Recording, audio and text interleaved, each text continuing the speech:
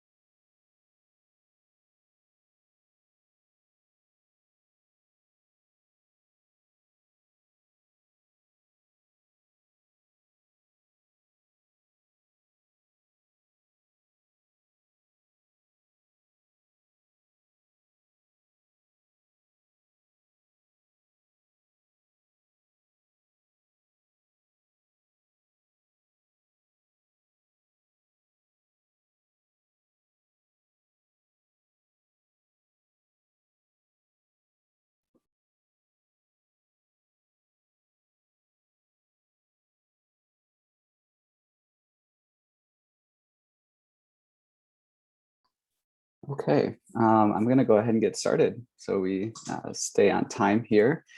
Welcome, everyone. It's one of our first sessions. This is titled Plant Sentience, the Paranormal and Traditional Ecological Knowledge. My name is Walter Furness. I'm one of the organizers, part of the collective that is putting together this conference, and I'm so glad that you can all be with us today. This session is going to run for 45 minutes total. Dr. Hunter will speak for about 30 minutes, and then we'll try to reserve about 10 minutes at the end for Q&A. I'll just say briefly, I'm a doctoral student in geography at Texas State University, and I'll just really briefly turn it over to my co-moderator now to introduce herself as well. Thanks, Walter, and welcome, Dr. Hunter, Jack. I'm Isha Kunduri, and I'm a doctoral student in geography at the University of Minnesota. Great. Okay, so I would like to introduce our speaker for this session. Dr. Jack Hunter is an anthropologist, musician, and an ordained Dudist priest. His work explores the borderlands of consciousness, religion, ecology, and the paranormal. He lives in the hills of Mid Wales with his family. Some of his formal work includes tutoring with the Sophia Center for the Study of Cosmology and Culture at the University of Wales, Trinity St. David, and teaching on the MA in Ecology and Spirituality and MA in Cultural Astronomy and Astrology. He lectures on access to higher education in the humanities and social sciences at Newtown College. Along with Dr. Tina Paphitis, he co-edits the peer-reviewed publication Time and Mind, Journal of Archaeology, Consciousness, and Culture. He worked on the One School, One Planet project between 2016 and 2019 to develop an interdisciplinary permaculture curriculum for schools. And his most recent co-edited volume is titled Mattering the Invisible, Technologies, Bodies, and the Realm of the Spectral. So please join me in welcoming him today. Thank you very much. It's lovely to be here. So I'll just jump straight in because I've got quite a lot of stuff I want to cover, and hopefully I'll be able to fit it all in. I'll just share my screen.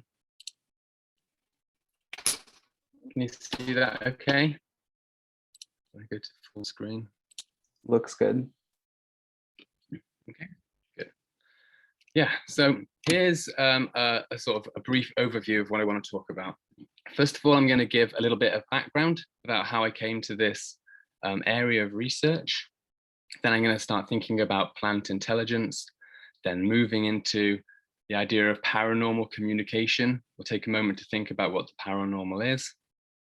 And then we'll look at some other kinds of paranormal or mystical experiences, specifically extrovertive experiences, and I'll explain what they are later on.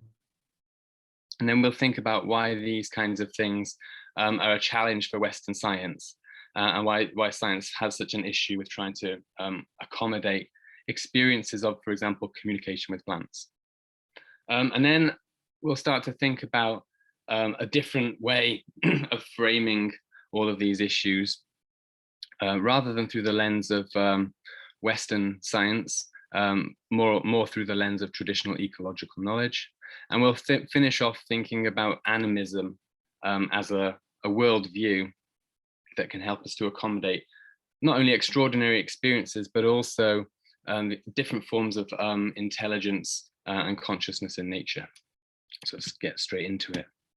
So my background is in anthropology, and my doctoral research was an ethnographic study of contemporary trance and physical mediumship. Okay, so this sounds like it's very distant from ecology, and I probably would have said the same thing, while I was doing my PhD, except maybe towards the end.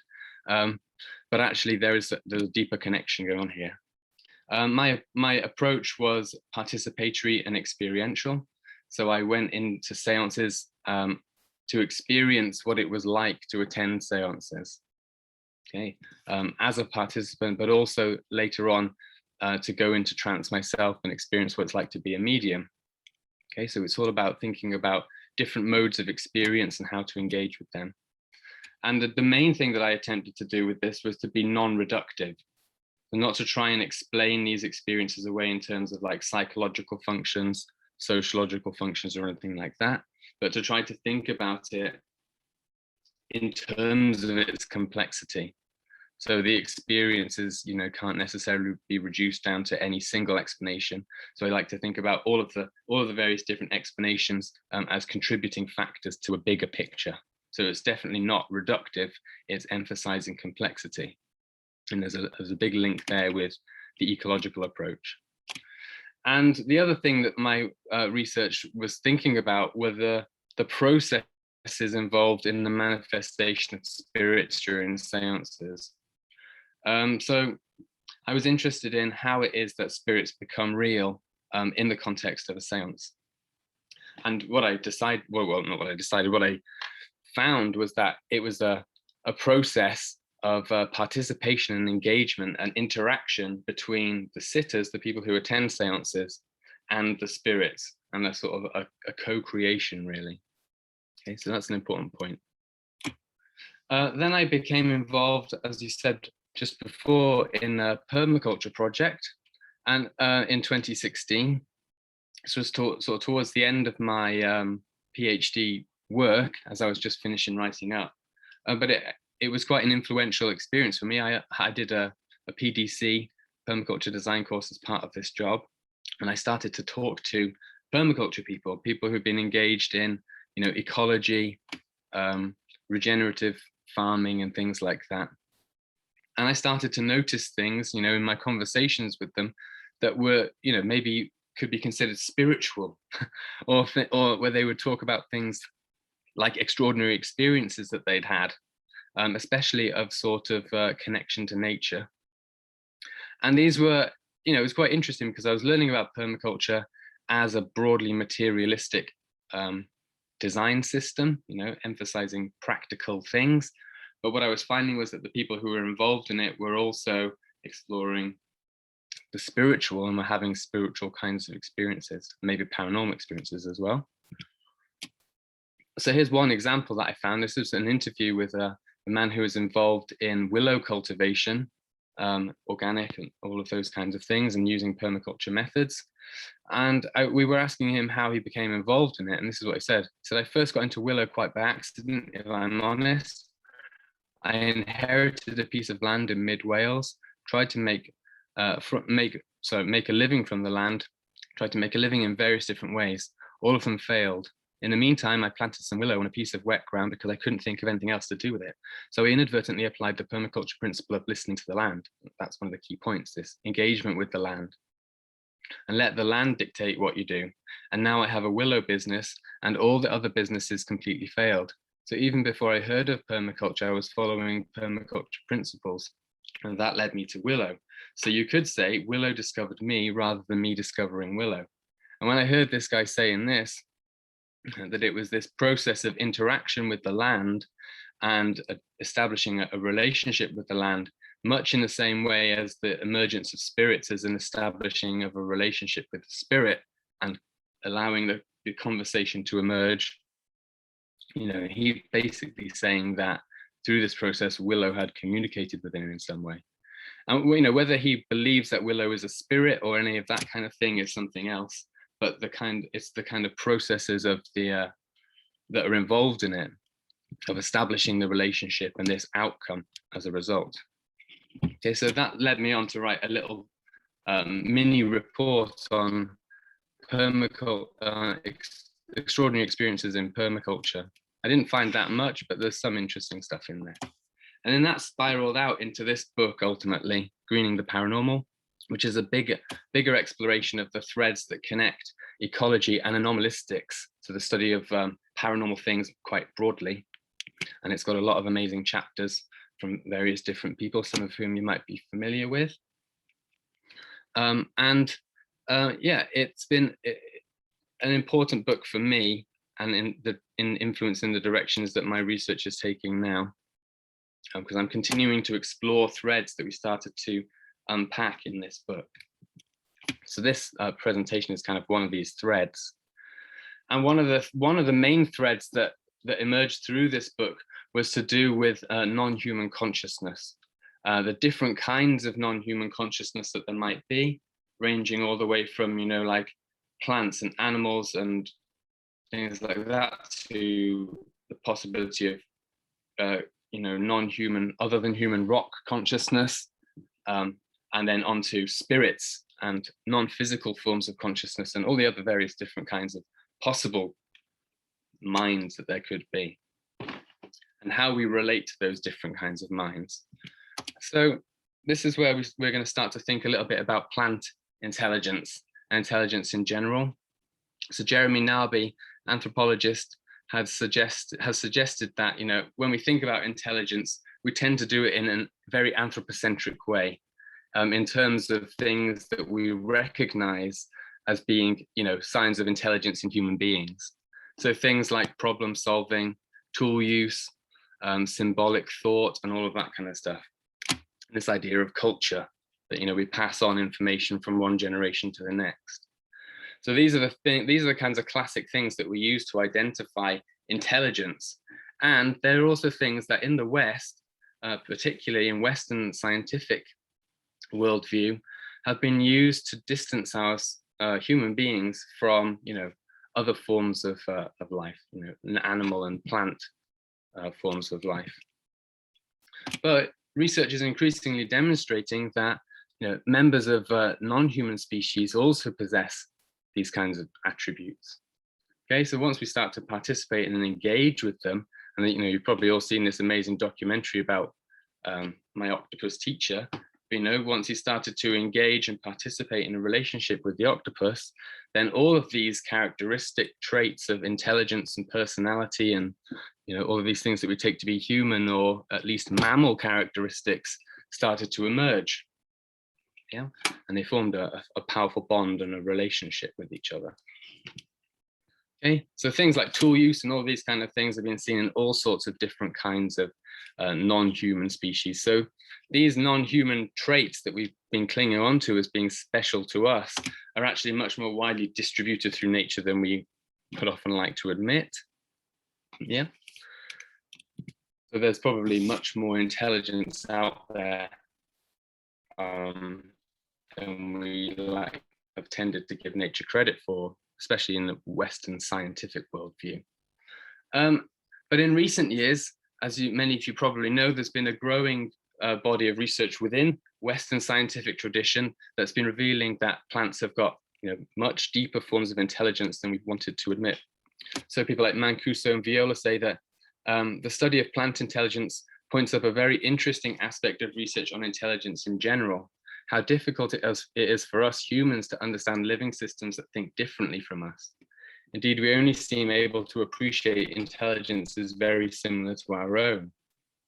Okay, so this again is the idea that we're using our own criteria of intelligence to judge the intelligence of other minds. Okay, but they'll go on to say that a compelling body of research shows that higher order plants really are intelligent, able to receive signals from the environment, process the information, devise solutions, adapted for their survival, and they manifest a form of swarm intelligence. Okay, so these are very different kinds of intelligence to what we're used to as human beings. I'm not saying, I don't think we should say that they're necessarily completely alien, because lots of people do experience these kinds of things. Human beings do as well, but it's very different to our normal mode of consciousness. And maybe this is an ecological consciousness. Plants have an ecological consciousness, an ecological self. Human beings do as well, but I think that a lot of the time we build up a barrier around that, but that's another talk. And then Monica Gagliano's recent research has been really influential and has brought this, all of this amazing world of plant intelligence into the public imagination.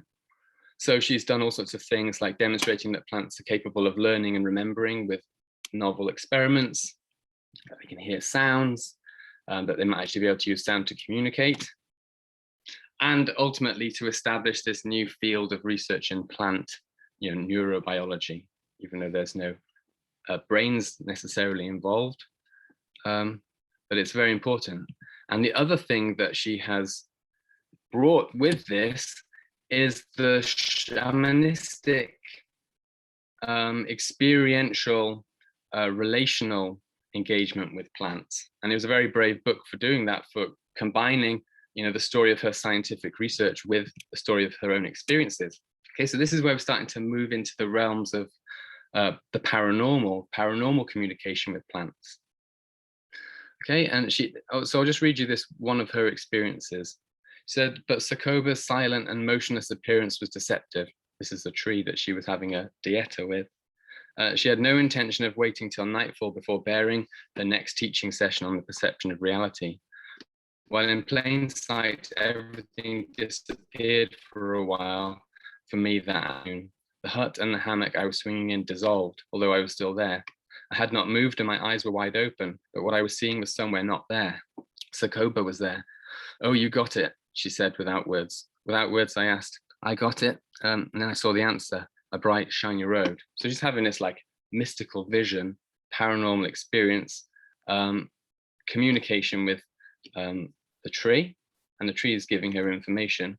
And she goes on to describe other interactions with trees and plants that have given her hints about how to do her research, to make the research a collaboration between plants and people, or plants and human people. But although these are extraordinary experiences, they're definitely not unheard of. And in the realms of the paranormal, and I just wanted to take a little moment to explain why I use the paranormal, but in the realms of the paranormal, there's lots of different experiences like this. Okay, so it's not unusual. They might be infrequent kinds of experiences, but they're definitely not unusual. So just a quick note on the paranormal, why I like this term. I like the term because it is a scientific term, and I think it needs to be reclaimed as a scientific term.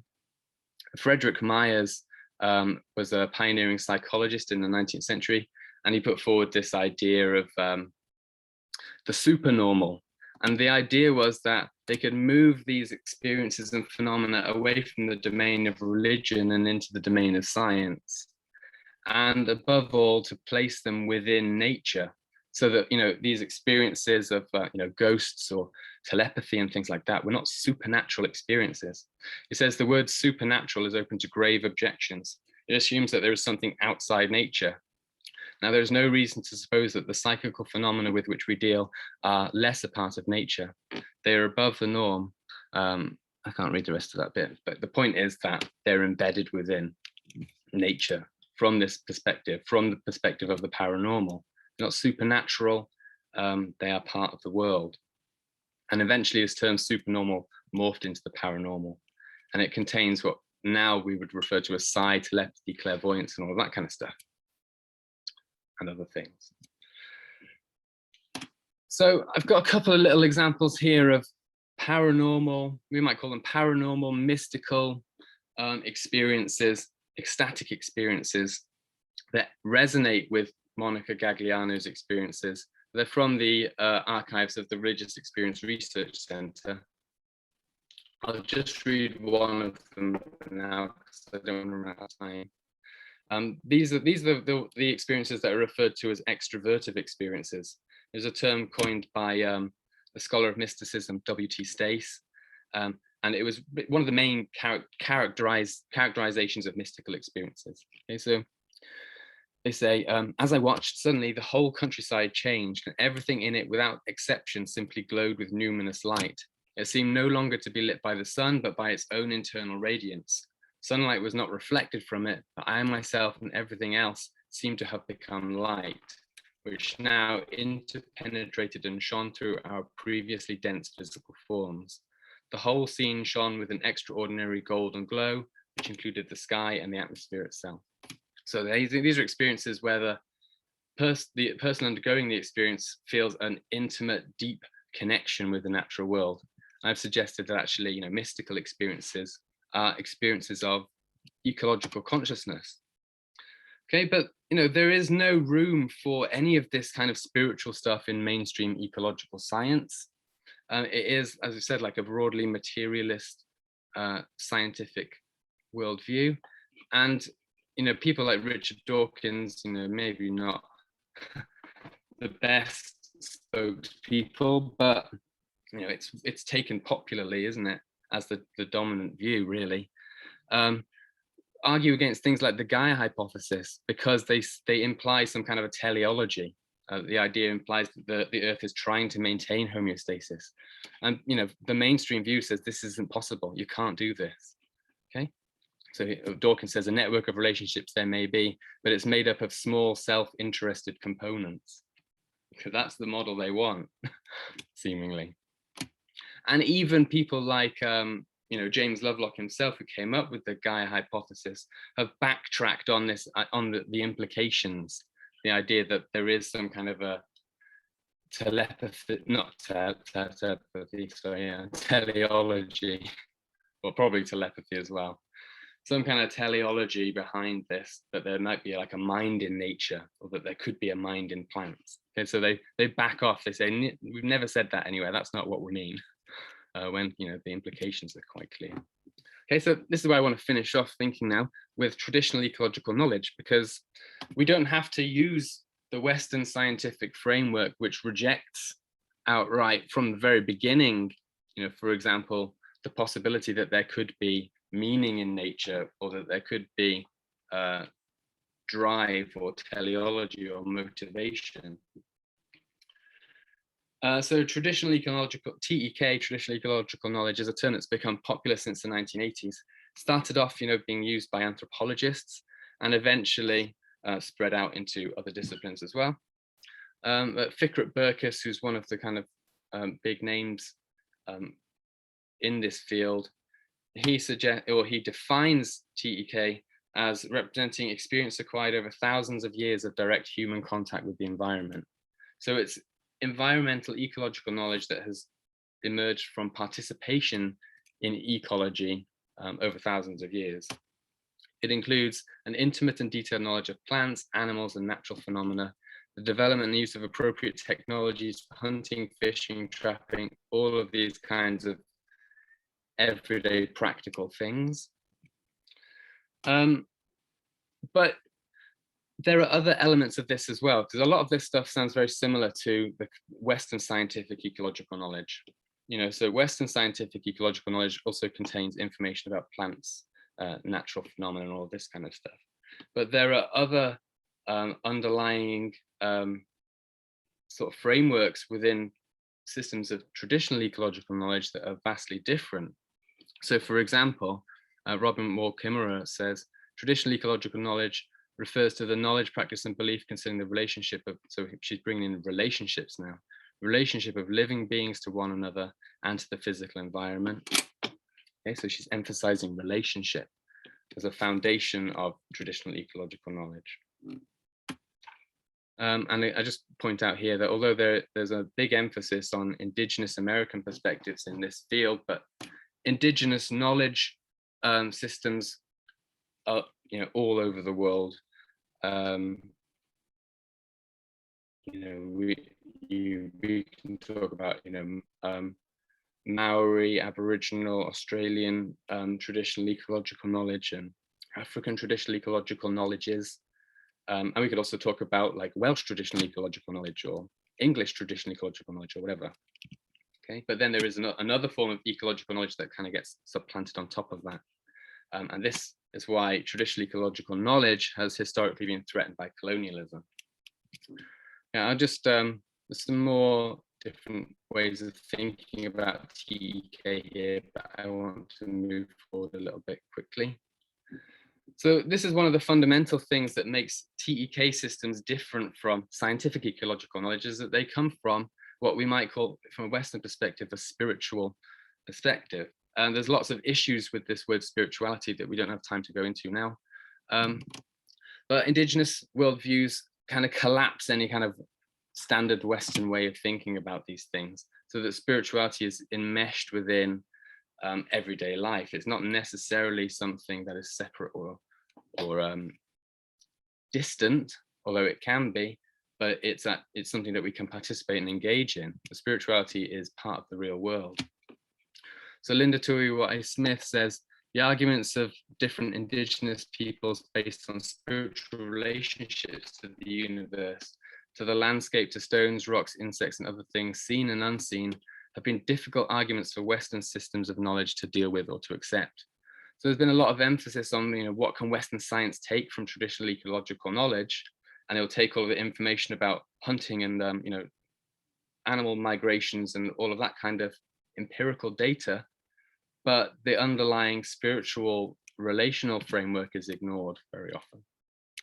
Okay, so these arguments give a partial indication of the different worldviews and different ways of coming to know, which still endure within the indigenous world. Okay, so there's a few different key themes that I just want to briefly mention. I think I'll only mention one of them now, because I think I'm running out of time. The idea of animacy. Okay, so Robin Wall Kimmerer gives a really nice example of the Anishinaabe word mapawi, the force which causes mushrooms to push up from the earth overnight. Okay, and then she goes on to say, Western science has no such term, no words to hold this mystery. You'd think that biologists of all people would have words for life. So she goes on, in scientific language, our terminology is used to define the boundaries of our knowledge. I can't see what that last bit there says. You might be able to see it. Okay, but this is the important point, that the makers of this word understood that the world is full of being, the world is full of intelligence, that it's an animate world that's alive and it's in process. Okay, so this is one of the major, I think, underlying differences between the Western scientific ecological knowledge and traditional ecological knowledge is animacy. Okay, reciprocity as well, that we live in relationships with these other forms of mind and intelligence. Okay, that we are engaged in a dialogue, and we need to establish fair relationships. Okay, so life is lived as in good relationships. And then another theme would be ceremony, and this is another way of basically saying, ritual interaction, not necessarily always ritual like in the form of like robes and things, although sometimes, but even just everyday ritual interaction with the world. Okay, it's all a form of establishing relationship with a local environment. Okay, so it's really about participation in a living cosmos. Okay, so Graham Harvey has defined this as like a new animism, a new way of understanding animism that moves away from the old Tyler style animism, a primitive belief, towards understanding animism as a worldview of relationship or a cosmology of relationship. Okay, so just to finish off, this is where I think this underlying cosmology of relationship offers us as scientists moving forwards, an alternative to the view of the world as dead and inert and all those kind of things. So Alfred Irving Hallowell was an anthropologist in America and Canada, and he was talking with his Ojibwa friends. He says, since stones are grammatically animate, I once asked an old man, are all the stones we see here about us here alive? He reflected for a long while and then replied, no, but some are. So he goes on to say that the Ojibwa, they're not perceiving stones in general as alive or animate any more than we do, but the crucial test is experience. So what he's saying is that the Ojibwa worldview leaves the door open for the possibility of interaction with, for example, animate rocks, because it understands them holistically as persons, or at least with the potential for personhood. So in the event that a rock does present itself to you to engage in and participate with, that it's not necessarily a surprise to find that they have personhood. So here's a great photo of Chief Behrens, who Hallowell was a good friend with, and he describes his grandfather's experience of being with this rock. So he says, grandfather's Mishumis refers to both genealogical ancestors.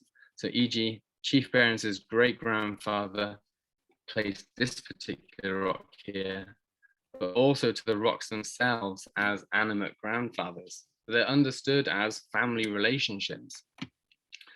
Okay, but these rocks could occasionally even do very extraordinary things.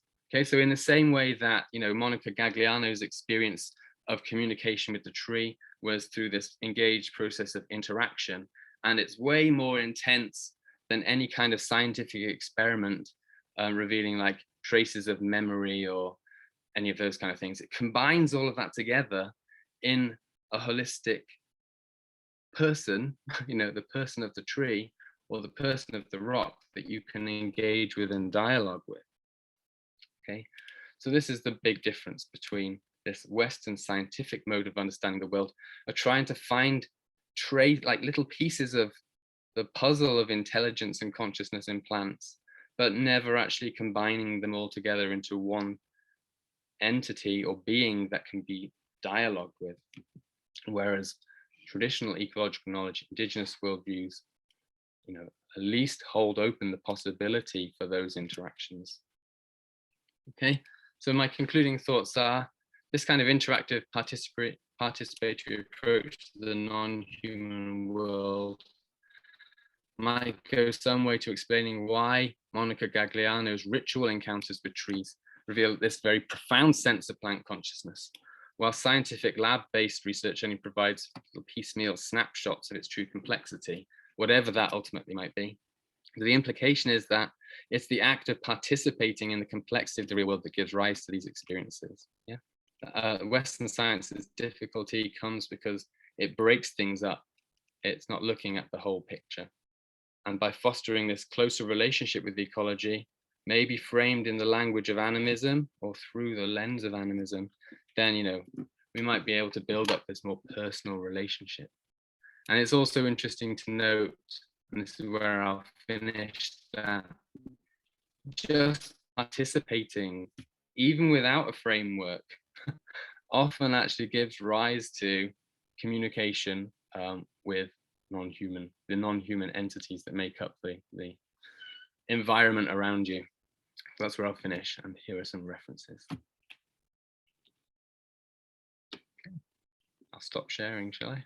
Excellent. Yeah, that would be great. Thank you so much for that really stimulating presentation. We've got a number of questions in the Q&A and chat, so we'll try to get through some of those in the minutes that we have remaining. We have about our full 10 minutes, more or less. So I will go ahead and send one out to you. We had someone early on ask about what is meant by a quote higher order plant. I don't recall if that phrase was used exactly or not, but I wonder if you could speak to that a little bit. Yeah, I don't know if I did use that phrase, but I think what is meant by a higher order plant is probably, a complex organism, a more complex organism. Okay, great.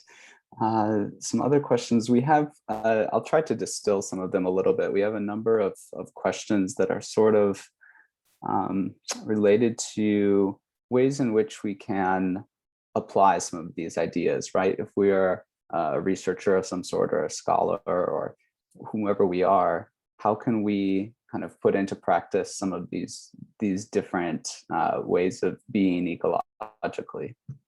Yeah. Well, in terms of research, I think a greater engagement with indigenous research methods and things like that would be a really interesting way forward, especially in, like the science of plant sentience and all of that kind of thing, because it doesn't approach it from this, broken down, compartmentalized, reductionist point of view. So it'd be nice going forward, for research in the hard sciences to incorporate some of that, and in the social sciences as well. I think there's a lot of room for different methodologies that can, enable us to like document academically and scholarly these kinds of interactions. It's one of the things that I've been, most active in, is trying to find ways for people, for academics, to talk about things like paranormal extraordinary experiences in a scholarly framework. So, what I would like to see going forward is being able to talk about, communication with plants and trees and rocks within a scholarly framework as well. But there's another side to this as well that can be used practically, and that is in terms of like gardening and cultivating non-human consciousness, because obviously, from this understanding, plants, animals, and all of these things are persons, in themselves. So by creating a biodiverse environment in a garden, for example, you're also creating what I would call like a psychodiverse environment. So the two things are kind of, deeply entwined with each other. Yeah. Great. Yeah, very interesting. Maybe that segues a little bit into another question we have. It says, from Canada, as a white settler, how do we create our own rituals to connect with nature? To adopt indigenous rituals is considered appropriation. For example, offering tobacco to the trees when I enter the forest is not my tradition, but my tradition does not have one. I could look to my mom's background. It sounds like she's Norwegian, but that's somewhat distant. Do we create our own? How do we do this? How do we sort of have these rituals for connection? Yeah, well, I personally think that one way of doing this is to reconnect with our own, folklore, because encoded in our folklore are all sorts of different kinds of ways of conceiving of different kinds of minds in nature.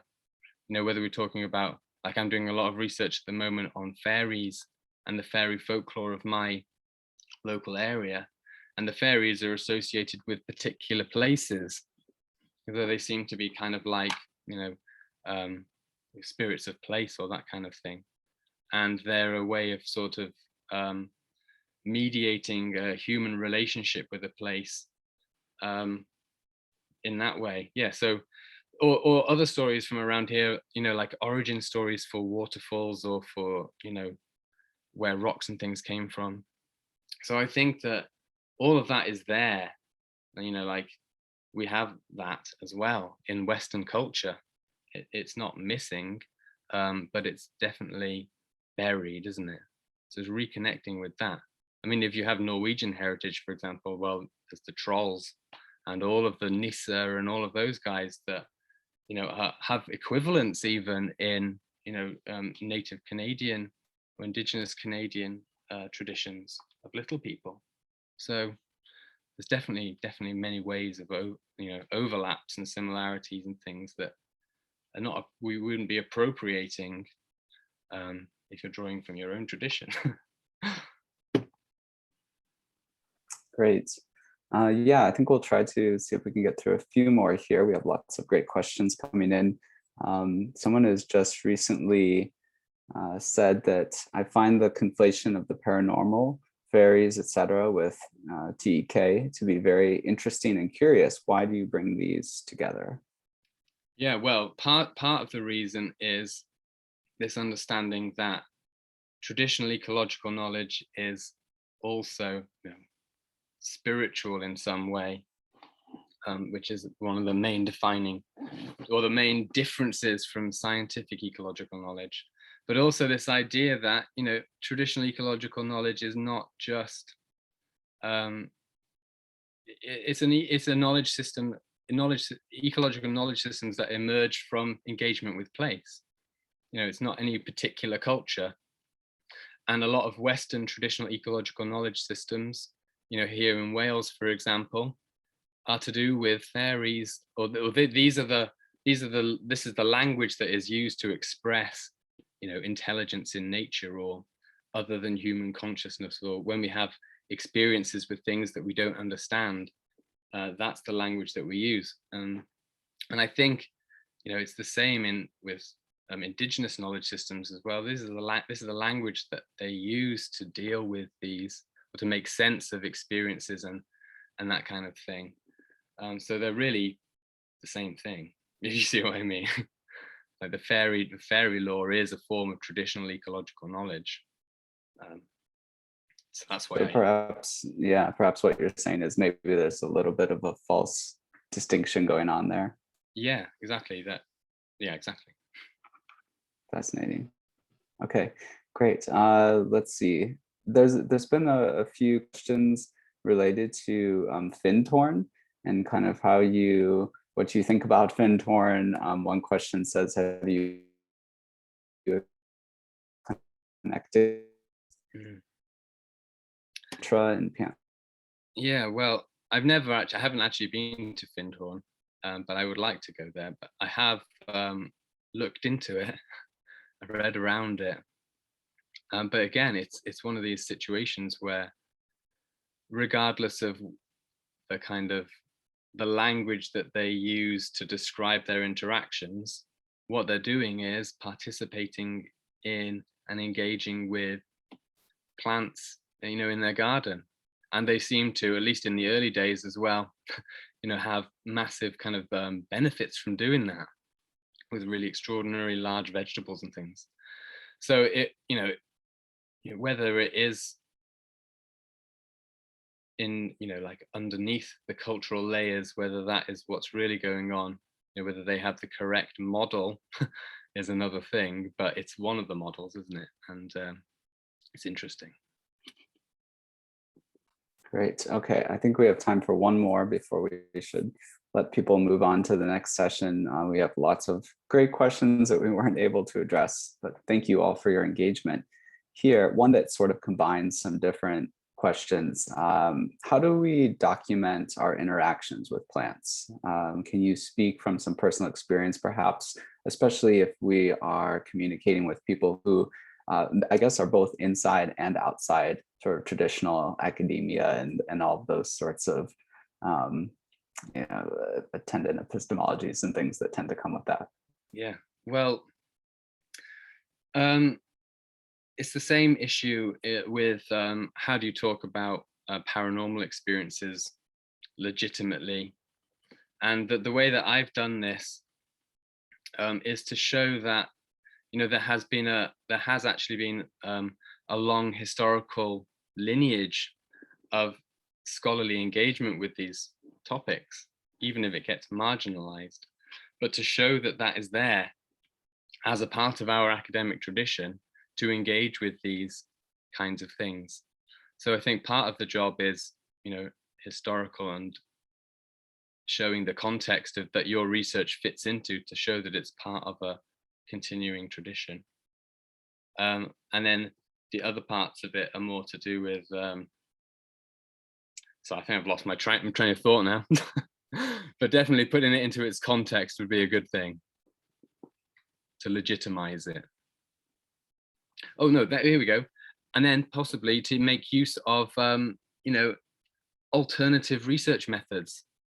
Like we were saying, decolonizing research methods, making use of indigenous research frameworks, you know, or taking inspiration from them at least, and engaging with things, you know, while doing, you know, empirical field work, also document experiential things, keep diaries alongside and all that kind of stuff. Lots of interesting things to think about there.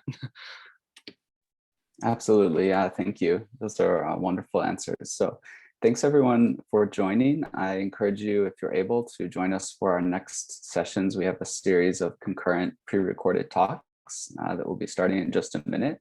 You can find those on the Whova and follow along with us as we go.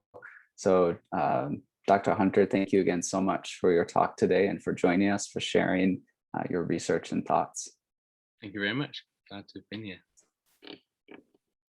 All right, I'm going to go ahead and close this recording out.